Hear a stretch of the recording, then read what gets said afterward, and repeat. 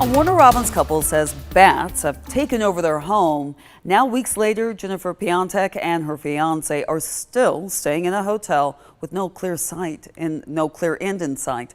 2.5 weeks ago, we first reported on the infestation that forced them out of their housing authority apartment. Now they say the situation has gotten even worse and they're running out of options. Jasmine Lee spoke with the couple outside the hotel. They're now forced to call home. I'm standing just outside the hotel where Jennifer Piontek and her fiance have lived for several weeks. They say there are still bats in their housing authority apartment, and until that changes, they're not going anywhere. I thought being homeless was bad, but I think this is pretty close. For Jennifer Piontek and her fiance, it's been weeks of waiting with no real answers, and what started as a one-time problem has now taken over their lives. They're coming in either through the vents up here or through the crack down on the bottom. Since July 2nd, they've been out of their apartment at Kemp Harrison Homes after bats began flying through vents, crashing into cookware, and appearing without warning. They're in their hotel not by choice, they say, but because it's their only option. You pay for a place that you can't even stay at.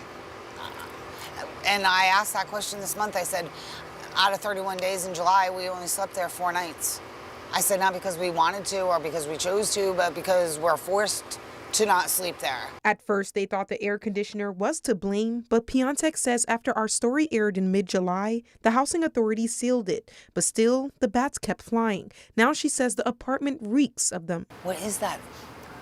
What is that smell? And he was like, that's the bat, babe. And I was like, come on, really? And Jennifer isn't the only one still waiting for answers. The Warner Robins Housing Authority is now facing 2 separate lawsuits, both from tenants claiming they were also forced to live in dangerous conditions. It's a growing pattern that has now left Piontek wondering what's next. If somebody else is having the same problem, maybe they'll get better luck.